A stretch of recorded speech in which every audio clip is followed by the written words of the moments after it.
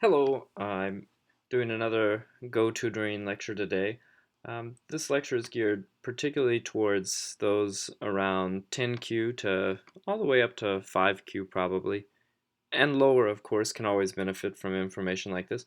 I wanted to try to root out in those high single-digit Q games the biggest mistake I see. And the biggest mistake I see is understanding when to Tenuki. So when to Tenuki, which is also known as playing elsewhere. Tenuki is like removing one's hand. So when to take your hand off of a local situation and when to play elsewhere. The problem is too frequently in single digit Q games, high single digit Q games, and double digit Q games is that people stay in an area for far too long, continuing to quibble over what really amounts to little points or playing around with stones that are kind of somewhat useless. Or the opposite, they are missing that there's very big business to be done, and instead they start switching their attention to other areas of the board, thinking, I'm going to play over here and I'm going to play over there and I'm going to get my stones everywhere so my opponent can't have anything. And in that way, I will, kind of put my foot down on every place in the board. But what that ends up leaving is a lot of unfinished business. So, kind of both of them are equal in how frequently we see them. Sometimes both problems happen in a game, and sometimes certain players are more prone to making one mistake than the other. So we'll take a look at a game. These are both between 7Q and 8Q. I have two sample games. In this first game, white player is fairly the type who seems to have this like red eye, we call it, like almost like getting mad when they see their opponent building up, so they immediately try to take something. So before I begin, I want to say that I'm not actually going to review every single move in this game because in 7, 8, 9Q games, there's frequently many tactical and local play mistakes that unfortunately I just don't have the time to go over every correction of every single move. Because this play is unusual to make an attachment here, and also to not immediately respond locally, but to allow white to play again. So this is the first example. When we have two groups, both of which have not yet settled their bases, and both of which have invested a bit, and there's some thinness to the white shape, and the black shape can be made heavy if black doesn't play there again. So, for example, if white solidifies the corner and black plays somewhere else on the board, white is able to attack the black stones, and they become kind of heavy. They become just a floating group of three stones that don't have much eye shape. So, white would want to fix his issues. White can also fix in this way, which is a good way to fix.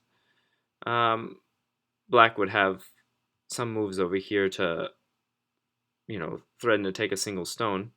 But in either way, if white fixes his shape, it makes black's shape very weak. And so this creates a kind of equilibrium imbalance, where both players have invested a significant amount of stones, but one player has a very solid group, and the other player has a group that's one move from being solid. And that's the key point. One move away from doing something. So when you're one move away from being solid, you would, of course, add a move to make a base. Okay, what's happened here is that white is thinking that he's being clever and going to take away that side that black wants to make a base. But he's left himself the thinness.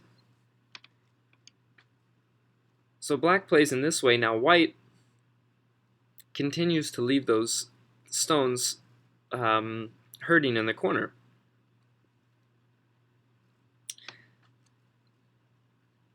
So now we can say probably that black should have made this move, but anyway, black makes the 2 space, which leaves some bigger problems in the corner. And white is trying to be clever and immediately also dig into the corner, so white's saying, I'm going to take the left corner, I'm going to take the top side, now I'm going to play on the right side. Okay, barring that black could probably cut and get a pretty decent result by either white giving up the 2 stones or white stubbornly crawling out and giving up the outside. Let's just say that black had made the correct move here. We see that white has 3 levels of unfinished business. The A group, the B group, and the C group now. But black is also unfinished business by not continuing on to the A group. And so if black does what black actually just did by kind of ignoring all that, white could take a lot of advantage. If white were to defend, say, that corner, and black would go to make a base, white moving up here, or actually white would want to probably take advantage here, but white moving up here, if white is able to say, let's say black does something like this and defends himself, well, if white is able to get in all 3 of those areas that we just showed, not only does it hurt black's formation, but the upper right black corner can be attacked.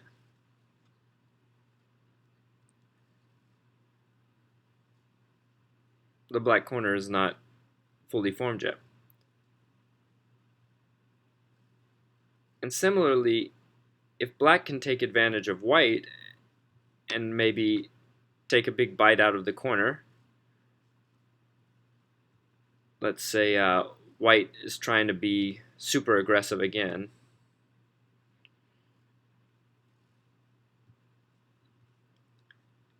if black can seal in white here and make it very painful for white to make life,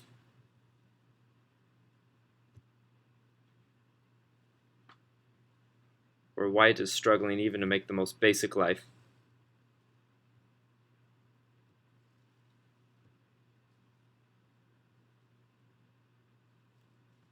let's say that, here we can see that even white's not fully alive yet here.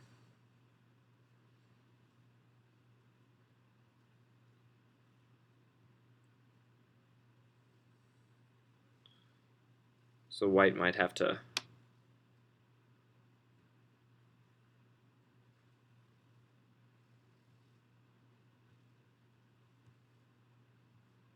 play in this kind of more painful way.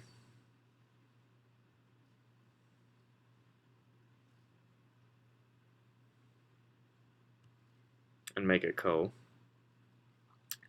But even if black didn't play that ko, and white made a simple life or something, that if black is able to make such a big wall on the top side and somehow take advantage in this upper side and solidify his stones in a way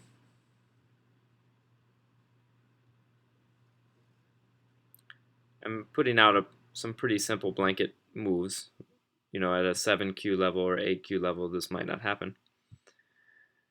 Now there's an attack on the 2 stones, and there's some punishment along the upper left corner. The solid position on the right side is to the benefit of black. If black's allowed to play in those areas that are urgent first versus white's allowed to play in those areas, it really flips the whole game. Even if black can get a few of them, and then they can cascade together to have a different way to turn your eye through. You have 3 groups, so your opponent is going to be struggling. Now, similarly, black has now 3 groups to worry about. He has the upper side one, which if white is allowed to solidify the corner, the upper side group will be without a base. He has the right side group, which has no corner. And then he has the R11 stone, which is a key stone to keeping white in danger. So, unfortunately, white makes another invasion, leaving all these situations in limbo, and then plays another move along the bottom. So white's trying to have everything in a way, but leaving unfinished business everywhere. So black is kind of pulled into this game and starts to then do a similar thing where black is jumping into the corner, and that's going to create another situation. So this creates unnecessary complications where we have too much unfinished business all over the board. And it's one thing to leave some potential in an area. It's another thing to leave a crucial situation where whoever plays there next is going to stabilize their group, and their opponent's group will then have to seek safety. So even in this situation, if white just stabilizes that upper group, then black has to seek safety. And then white does this. And so now black has to decide if he's going to continue on with his upper right corner, or the upper group, which kind of has a small and ill-defined base on the upper side, or is black going to take the key point of Q11? It starts leaving black a lot of bad choices. He takes the Q11, and then suddenly white's able to, more effectively jump out, and now the corner needs to have some moves added. So you can seize the game by being the first to play in these urgent areas. So I advise players of 7 to 8Q not to just leave so much unfinished business. Now, the second type of example I'm going to show is from another 8Q game, where both players are playing around where the business is already finished. Okay, this is not a correct move, but we will see stuff like this in 8 and 9Q games all the time. So we have an unusual pattern that's not really a joseki, where white shuts black into the corner. Okay, even this move at h4 is probably unnecessary, because in this situation, white has completely taken the outside position and has ways to move along the bottom and the left side. Black is alive in the corner, and importantly, the black stone is pretty much worthless. We call this like a tennis ball against a tank. That black stone is maybe going to be useful at some point as a ladder breaker, or in the middle of a fight it could become useful, but likely that stone has so little value. It's just sitting there up against a white wall, and white's not in danger because white can make a base on both sides. White already has more or less an eye around the C5 area. White has forcing moves at the A5. White is 100% safe. So having a stone attached to a 100% safe group is not that valuable. Okay, white makes this move, which makes white even thicker, but it's a little slow. But black continues on in this area.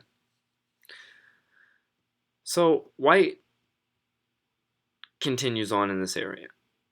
Now black adds this move, which is kind of a useless move. I don't see any potential to kill the corner in this game. Okay, then white adds another move in the area.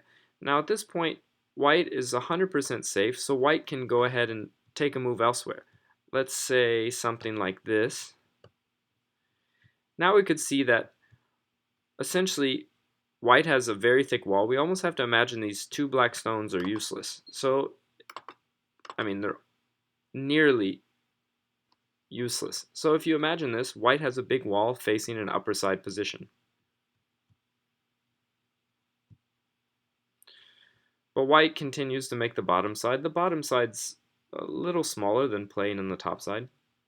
Now black continues at the bottom side. Okay. Now this is useless, but let's say just that black continues here. Oh, wrong tool.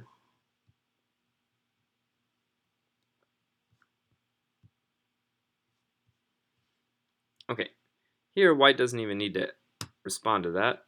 White can just continue to take territory here.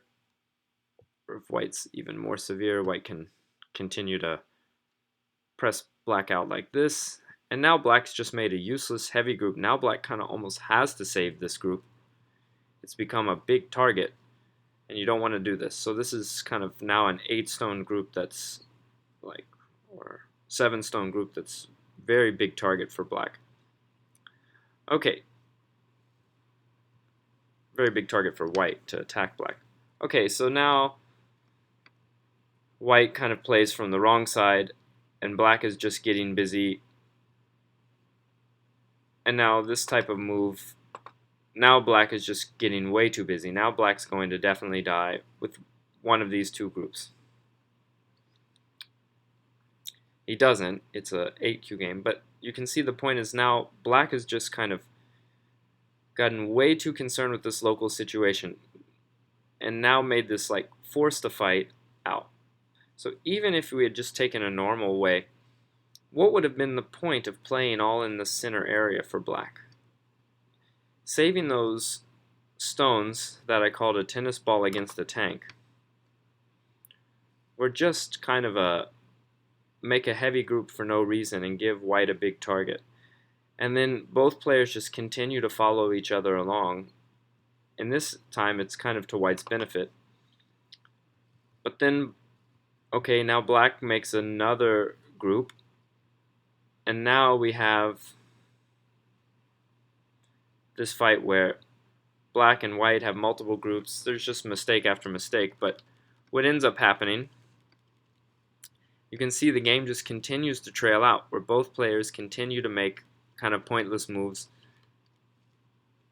following each other along and filling up the whole left half of the board. Now this has wasted the whole nature of a Go game, is to really kind of see the global position and find a way to effectively cordon off territory and disrupt your opponent's plans. But this has just ended up in kind of one crude move after another, filling up one by one the whole left half of a board. So we don't even have to go too deep into this game to see just both players are following each other along, just creating one weak group after another and inching out the fight. This is not the way to play Go, and it is a common mistake. I would expect to see this more in a 10 to 11 Q game. But going back to the beginning, we also are at an equilibrium when both groups are stable, and we can't even call the F5 a group. So this can be discarded stone. Another way one of my teachers told me is if it's an equilibrium situation when one group is extremely, extremely strong and the other one is extremely, extremely weak, because there's nothing that the weak stone can do to affect the strong stone, and for the strong player to continue to invest there is also a waste of time. So it's equilibrium in the corner because black's alive. It's equilibrium on the outside because white is strong, extremely strong, and black is extremely weak. So now it's time to just play elsewhere.